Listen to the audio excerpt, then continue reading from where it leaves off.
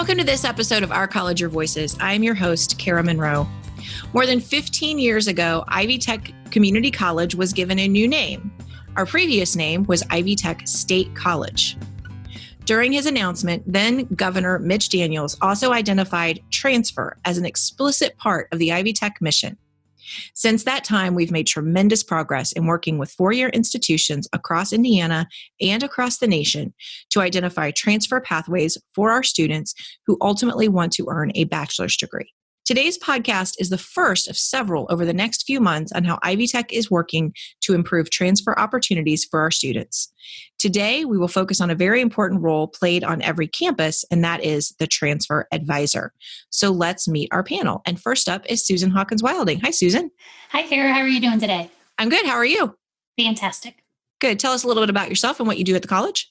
Yes, I'm the Assistant Vice President for Academic Advising, and one of the other areas that I get to focus on is transfer. And so we have transfer advocates around the state. We pull them together. We share best practices. We coordinate some events, and we partner with our four-year partners to make sure we're providing students with all the information they need to make that good transition. So I just help get us together and do some professional development and training with those transfer advocates. Excellent. And you also, in combination with our next guest, we're going to meet Patti, were the producers for today's episode. So thank you for putting in that extra effort to do that. So next up is Patti Plantenga. Hi, Patti. Hi, Kara. I'm glad you're here. Tell us a little bit about you and what you do at the college and beyond, because you have a sort of beyond role related to transfer too. Yes, I'd be happy to. I'm the site director at Crawfordsville and the academic advisor here. But more specifically, I have a couple of dual roles, one being the transfer advocate for the Lafayette campus. And then I am pleased to also represent Ivy Tech as the president for the Indiana Transfer Council statewide. Excellent. And thank you for serving in that additional role in addition to your full-time job. Next up is Terri Bennett. Hi, Terri. Hi. How are you today? I'm pretty good. Good. Tell us a little bit more about you and what you do here at Ivy Tech. I am an academic advisor at the Lake County campus, where we have three locations, one in East Chicago, one in Gary, and also one in Crown Point.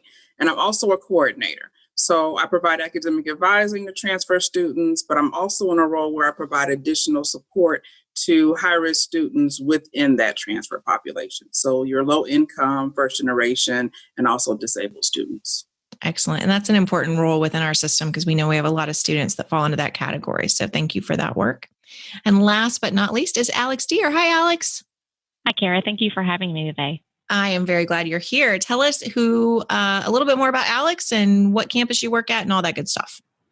I'm the Assistant Director of Advising at the Sellersburg campus, and I have also served as the campus's transfer advocate for the past 7 years. Excellent. Well, welcome to the show to all of you.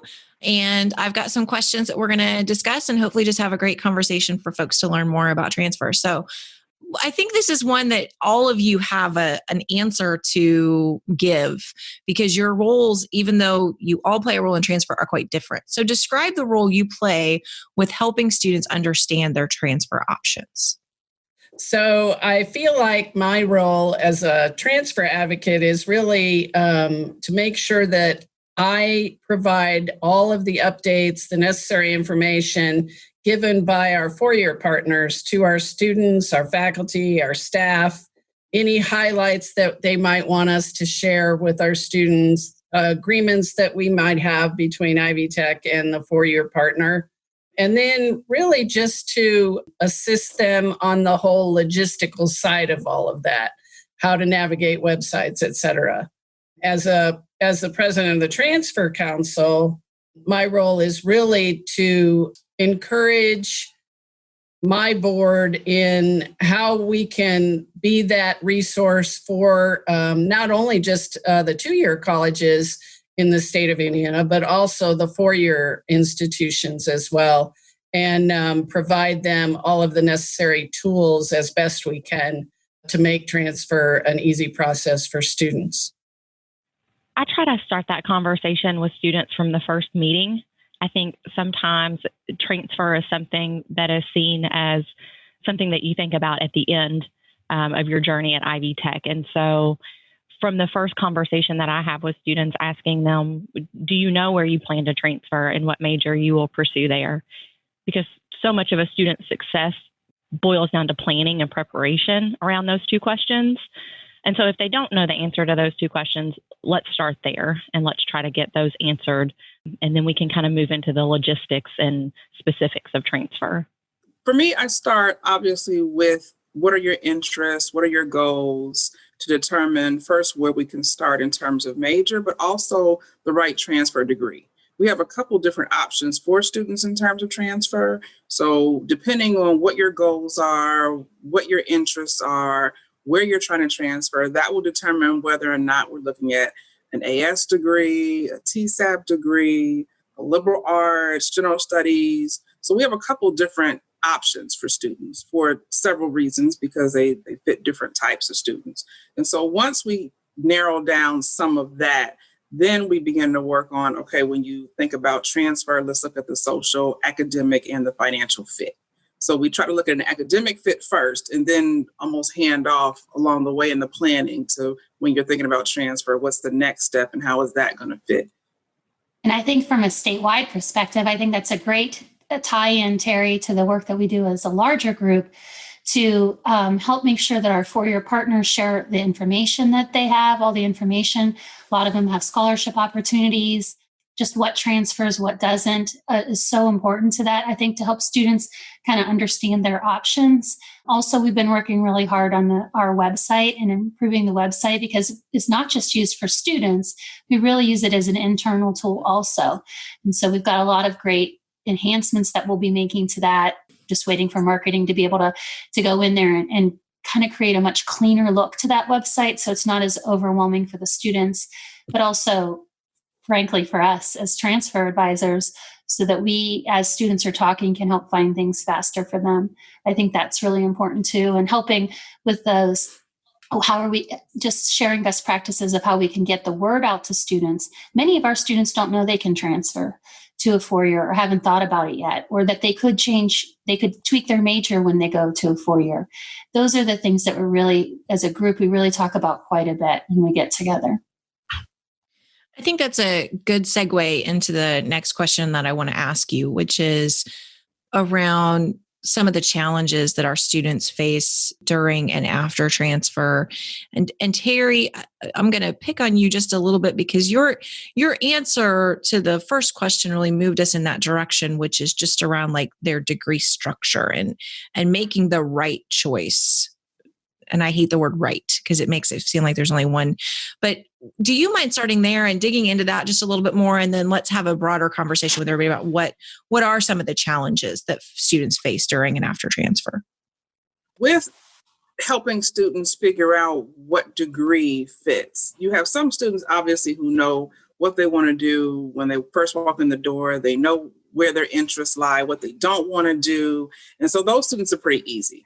Especially if we have a TSAP program that fits that interest. For some students, we don't have a TSAP in that area. So that's where we have to look at, okay, well, is an AS degree a better fit? Or you have your undecideds and they're all over the place. And so, we have, liberal arts options or general studies options. So the challenges in terms of transfer that I try to address along the way in advising sessions is really the advocacy of resources and finding the things that you need. So whether those are wraparound services, whether those are tutoring services, whether those are instructors, whether they're faculty, just finding out ways where you can self-advocate for yourself, because that's the biggest challenge when they leave Ivy Tech. We're this nice, nurturing, we have a great institution that helps students, especially coming out of high school, that for whatever reason are just not ready to go to a four-year school, or they're ready and they just need some additional personal growth. But when they move on to a four-year, there's a different type of process. The expectations are different. So a lot of that self-advocacy has to be in place beforehand. So sometimes that's a challenge. Deadlines, you have to be more conscious of when things need to be done, what things need to be done.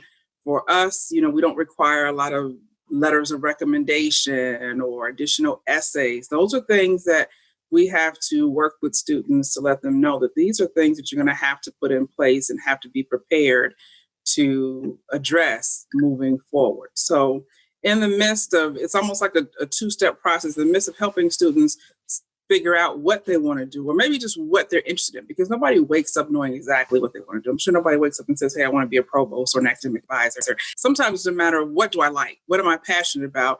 And then where can I find the people and the resources to help me make some decisions along the way that will help this foster into something greater?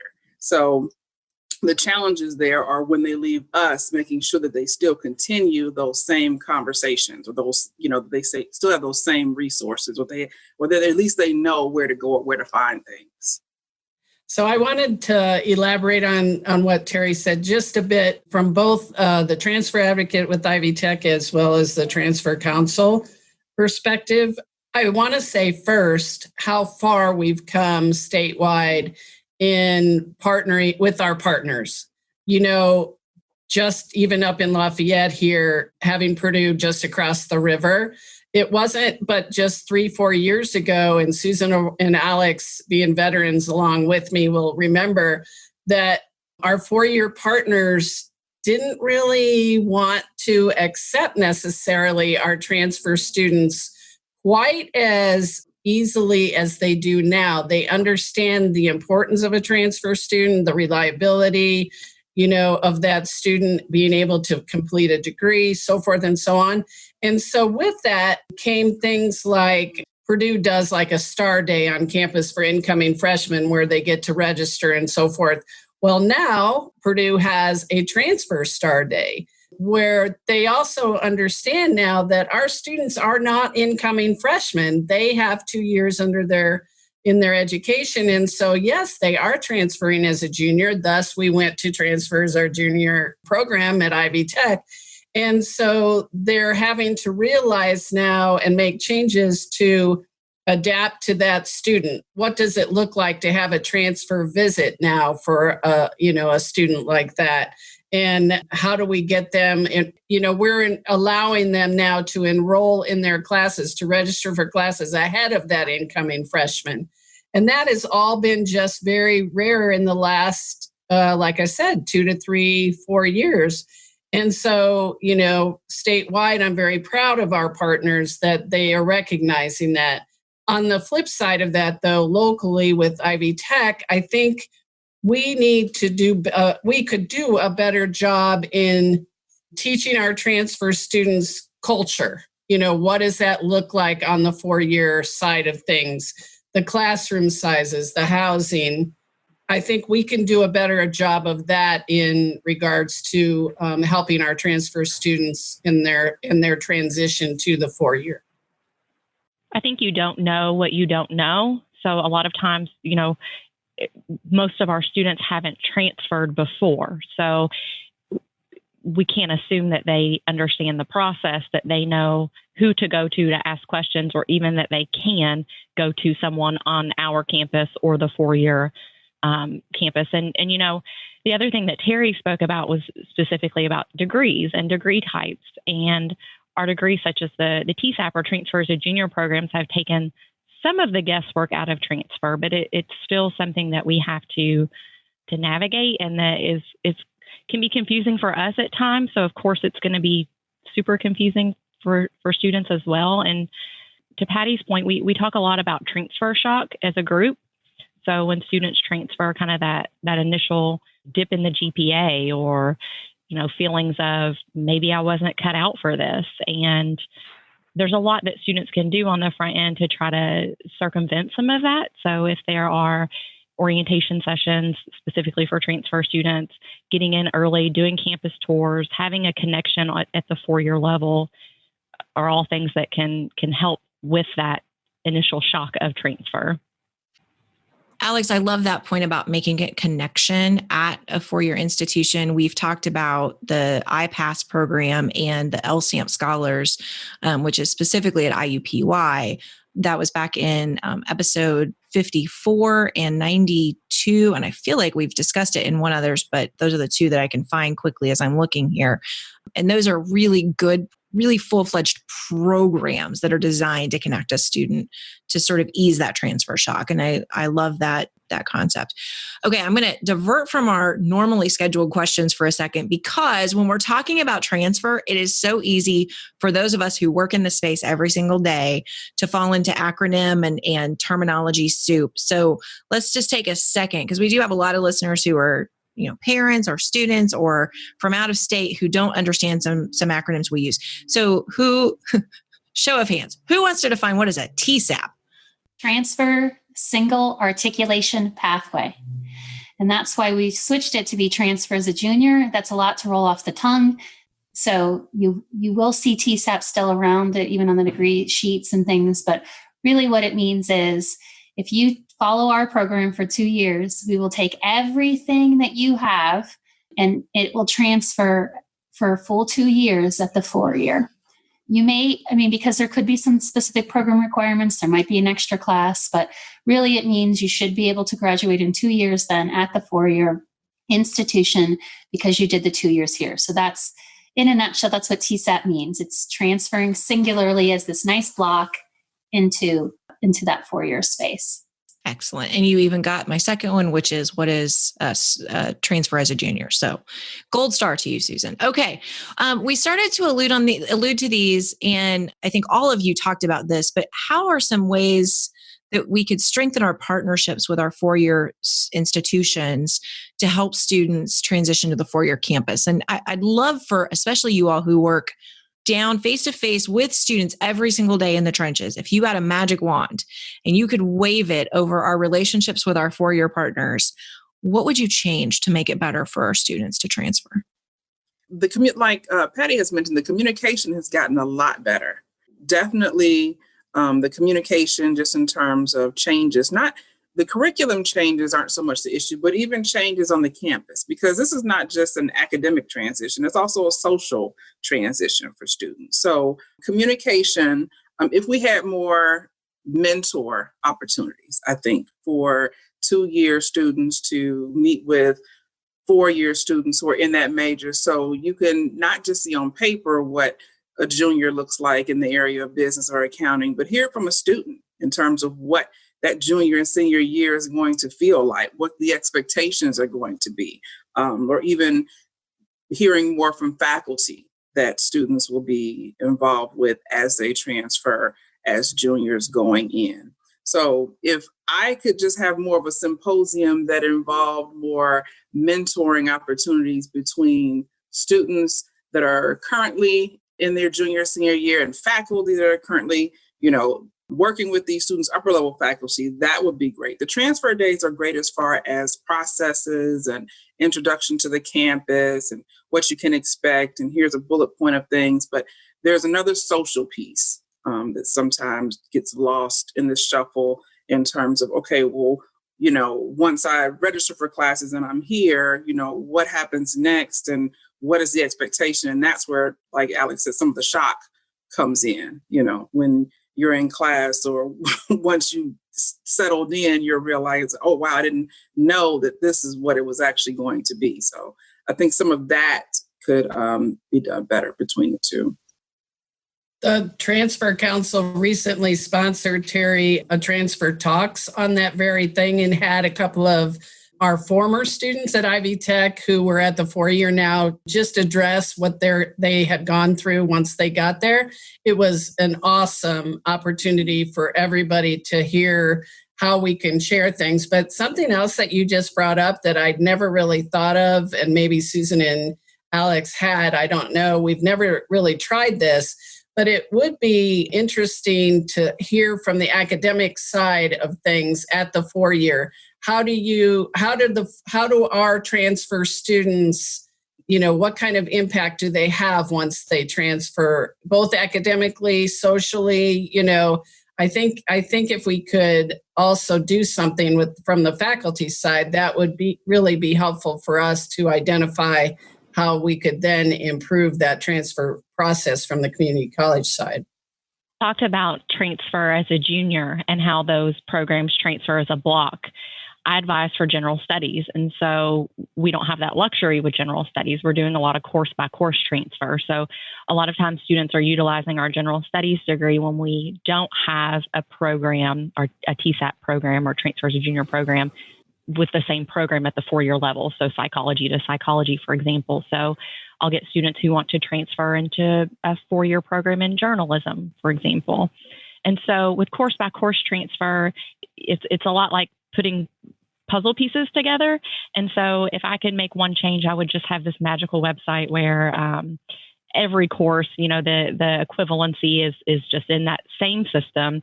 There is something called the transfer equivalency system, but not all colleges are members, or not all people have access to that. And so the easier we can make transfer, the more successful students are going to be in that process, and the more we as faculty and staff can help them along. So that would be my magic wand. I just want one cohesive website with every transfer equivalency in it. Because Alex, as you know, every transfer student feels like the transfer advocate has all those answers. And the most commonly asked question is, how does this course transfer to this institution? I think it could demystify. And Alex, if I had a magic one, that's the one I would do too. Actually, all of them. They're all fabulous ideas. But we just had a question from students on the Taking Hoosiers to the Next Level program. She had taken Essentials of A&P at another institution and did not know why she still had to take A&P 1 when she came here. And I wish, number one, that institutions would stop offering an Essentials of A&P course that's not really an A&P course. But number two, I really wish that student had a place to go to understand what that might do to her future, because I just think students don't have the resources to make that informed decision easily about courses they might take. But those are all fabulous ideas, and we'll keep working until we make all those true. What is one thing you wish students knew about transfer? I think because, I mentioned at the beginning that where I start is usually where will you transfer and what major will you pursue there. I think early planning and preparation is key. And I would like students to know that we can't always put it off into the last minute or the last semester. It is something that we need to start thinking about your first semester. Ideally, we know that information your first semester. Also, I know transfer seems like such an uphill battle sometimes, but you are learning transferable skills while you're here at Ivy Tech. You're learning how to study. You're learning how to manage your time. And those are things I tell students you can take anywhere. You'll need to know those things at any 4-year institution that you go to. It's easier to learn where you park at your new school than it is to learn how do I manage my time and how do I study. So planning, preparation, knowing that you're learning those transferable skills. I think that's like 4 things. I think you only asked for 1, but that's all right. They're all good. Just to add on what Alex said, I wish that our students knew that faculty members are an invaluable resource when it comes to transfer. I mean, when you are in a class that you love, you find an instructor that you mesh with, or, those are opportunities where you can have conversations with the instructor. Who doesn't like to talk to them about their alma mater? So, instructors are invaluable in terms of where did you go to school? How did you get into this area? Do you have other colleagues that can talk to me about job opportunities, career opportunities? Faculty are invaluable in terms of not just academics, but just helping you figure some things out, or even just pointing you in some different directions that you hadn't even thought about. So I wish that, our students would just not look at it as this is not just an academic, step-by-step or robotic process, but it's a social process too. And it should be fun. It should be a journey where you're learning about yourself and your possible career or some different opportunities that you might not have thought about in an area that you actually enjoy. And I would like for students to feel comfortable knowing that they can step foot on that 4-year institution's property, and they can go see an advisor there if they want to, and they can kind of work both sides of things at the same time. And one thing that we are seeing and that we have seen, if you all remember the ABC programs across the IU sites, and now I believe it's WGU that has the OWL program where there's actually co-advising going on. How awesome would that be for all institutions to co-advise with the community colleges on transfer students? And that's a perfect segue to the next question I want to ask, which is, are there services or partnerships from our various institutions or that we have here at Ivy Tech that you find really beneficial and helpful to students? I mentioned iPass at IUPUI, which I think is an exceptional example of a transfer partnership between Ivy Tech and a four-year institution. Patti, can you elaborate or somebody else on the two you just mentioned? Right. That was the OWL program in ABC. Lafayette campus even has the Pathway to Agricultural program that allows students to be on both institutions at the same time. And it includes even housing at Purdue, West Lafayette. Alex? We have other programs that may not be necessarily a partnership, but for instance, 7 of our campuses have a TRIO program. Most of those programs are going to be in your larger suburban areas like Indianapolis, Northwest Indiana, Fort Wayne. But because that's a federally funded program, it's an ideal handoff. So if you're in a TRIO program, which is pretty much a support network for, like I said, those first generation, those low income, those disabled students, if you're in a TRIO program at Ivy Tech, you can connect those students with a TRIO program at our four-year partners. It's just a easy transition because it's the same program. It's just a sister application handoff. But then also the clubs are also a good place to start that I tell students. So if you are in Kappa Beta Delta as a business major, or if you're in, Phi Theta Kappa, you can find sister organizations on the four-year campus, or even if it's just the chess club or student government. Those are still organizations that you can still pursue at a four-year school, and it provides an instant sense of community or an instant place to start to build relationships or just find friends. Because that's the other part of it too, just in terms of, being on a new campus, a new place. So sometimes, our club, we always think about the honors program, which is a no-brainer where, when you move from one honors program, you can move into another honors program. But a lot of the social clubs, you can do the same thing. A lot of the social services that we provide that same opportunity for the same type of community. I think we have several campuses that we have the four-year advisor on our campuses. And just recently, for the last 5 years, we've brought together the 4 years and Ivy Tech people to talk about these kinds of partnerships. And even now with COVID, being creative about how can you have quote unquote their advisors on our campuses? Like, what does that mean in a virtual world? And so we're really excited about talking about those things as well, because even when we're not in a pandemic, I think we have to be very aware of accessibility, making sure students can easily connect with those four-year people too, to help them bridge that gap to feeling comfortable to go on campus. And so I've also seen the 4 years be hungry for that connection with us too. And so, if we have them on our campuses, that's, I think, a great thing. But now, being on a campus is more limited. So then how can we still remotely have them on our campuses? So that's fun conversations that we're talking about too. And I'll mention a couple of other programs. There's Pathway to Blue with Indiana State University, which is a program to help students transition there. And I think specific to our Muncie campus is Cardinal Reboot for Ball State students who want to go back to Ball State and maybe have struggled in the past. And I know we have others that we're forgetting. We also have some really good partnerships with our private institutions here in the state. We have a great partnership with Grace College. We have a transfer program with Hanover.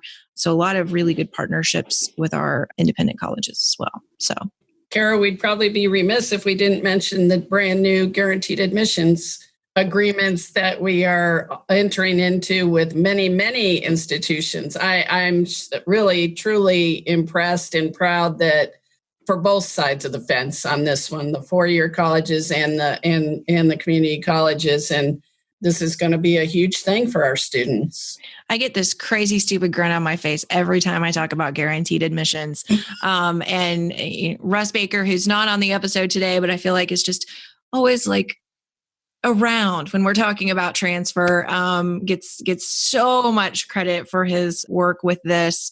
It was something that went from just a quick idea we were chatting about to full implementation with agreements signed with almost every public university in the state. And we're going to have our first private university signing pretty quickly. But let's talk about guaranteed admission just a little bit. We'll wrap up with that question. What are ways you're making sure you're helping students become aware of these new opportunities? And what are some of the key benefits you see about guaranteed admissions? Going back to what Susan said, something that we've been talking about as a group is how can we share all of this information with our students with COVID really limiting transfer fairs on campus and these events that we would normally have, our visits and so forth with the partners. But for me, I enjoy sending out a newsletter, and then we're now sharing links from our partners so we can share these links out to our students. I usually use all transfer-minded students, the AS, the AA, the general studies, and then, of course, the transfer as a junior as my target audience. So, and then also we have to remember to get that same information out to our faculty. So I always ask my deans, please send these out rather than, sending out 1 million emails or to a large group. So it's just a matter of making sure they're getting to the right people that can then hand down to our students. And you and Russ and Susan have done a great job with the website, the Guaranteed Admissions website. That's huge. And anytime I get to speak at a College 101 event, you can bet that I'm mentioning guaranteed admissions. And let's be very clear, I get 0 credit for any of the actual work. That is all Russ and Susan. So, but thank you for including me. It always makes me feel good. Alex or Terri or Susan, anything to add on guaranteed admission? I think it's so new. Russ did a webinar to all the advisors, helping them be aware of it. And I think, just because it was so new, people didn't know. We've done marketing, outside of Ivy Tech, statewide on this. And I think that helps. Patti mentioned it being on the website. It's a go-to for students and us on knowing those things. We talked with our transfer advocates just recently about how do we get creative about being able to get into the classes again? Before, when we were more fully on campus, we would often go into the IVYT, or Student Success Course 111, which is specifically for students who are interested in transferring. And so we've just begun really talking about what are some creative ways that we can still do those visits, still honor faculty time, that kind of thing. And so it's new, and we have to keep asking ourselves that question. How can we, frankly, I think broadly, encourage transfer broadly, but also include the guaranteed admission in that? And it goes back to what Alex was saying earlier. The goal is to make transfer as easy and as less stressful as possible. And guaranteed admissions definitely does that. It's easy to sit down with students and say, hey, if you do this, this will happen. If this is, so it takes a lot of the guesswork out of it.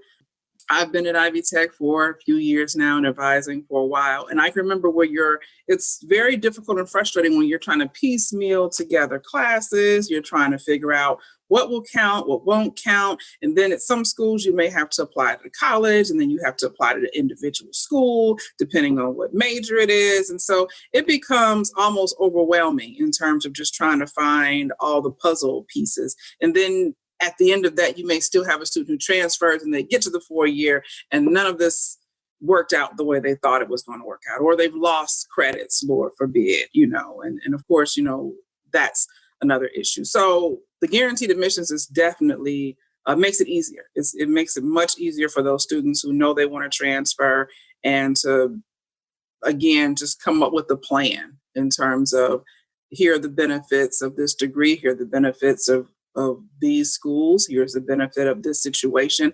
And it makes it a lot easier. It takes a lot of the guesswork and stress out of it, because we're having students come to school and they're already anxious. They're already anxious about being here. They're anxious about, if they're going to be successful, and then have to think also about, transfer. That just takes a lot of the stress out of the process. Kara, my 2 adult children tease me about how transfer is my passion. And I'm going to say that because of guaranteed admissions, I'm going to say that we no longer think about whether or not our four-year partners are trying to gobble up our transfer students before completion. Now they are proud to say that how dependable, how reliable these students are to them. And so they're entering into these guaranteed admissions programs with us, knowing quite well that it is a post-completion agreement. And I am thrilled about that. Well, that is a perfect place to segue to our wrap up and a call to action. To everybody who's listening to today's podcast, there's just a lot of intricacy in transfer. There's a lot of complexity. So a few things, if you're looking to learn more, first of all, learn who the transfer advocate is on your campus, or transfer advocates are, and make friends with them.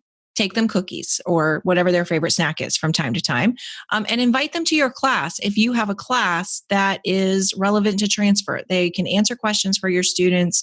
Probably 5 minutes, y'all. Are you happy to get 5 minutes in class just to help them connect? Again, we're trying to create a support network for our students, and our transfer advocates are a part of that support network. And if all of this was really just overwhelming for you, check out the transfer website. I will put the link to that in the show notes. And I'll put a link specifically to the guaranteed admissions page. You can find it off of the transfer website, but I'll put a link specifically to that. So you can learn more about that initiative, and make sure to stay tuned, because we are going to have more episodes on transfer in the next few months as we continue to embrace this and talk more about guaranteed admission. So I want to thank everybody for listening to this episode of Our College, Your Voices. And I especially want to thank the members of today's panel. Susan Hawkins-Wilding is Assistant Vice President for Academic Advising for the system. Patti Plantenga is Site Director at Crawfordsville and Chair of the Indiana Transfer Council. Terri Bennett is the Academic Coordinator and Advisor in Lake County. And Alex Deerr is the Assistant Director for Academic Advising in Sellersburg. Thank you so much to all of you. Your expertise shines through so beautifully. And it was a fun conversation. I love talking about transfer. It just makes me happy. I'm your host, Kara Monroe. You can connect with me on Twitter at KNM Tweets. Our producers for this episode were Susan Hawkins-Wilding and Patti Plantenga. Susan and Patti, thank you again.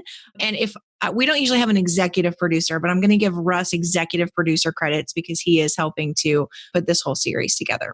You can always reach us by email at ourcollegeyourvoices@ivtech.edu. We'd love to hear your transfer story. If you have a transfer story, we'd love to hear it. You can reach us there. You can also leave us a voicemail at 317-572-5049. Our website is ivtech.edu/podcast. Production assistance for this and every episode provided by Becky Campbell, Sarah Ferguson, and the Ivy Tech Community College Creative Services and Marketing Team. And our podcast concept is by Matthew Pittman. Theme music and our post-production services provided by the amazing Jen Eads at the Brassy Broadcasting Company, and we will talk to you next time on Our College, Your Voices.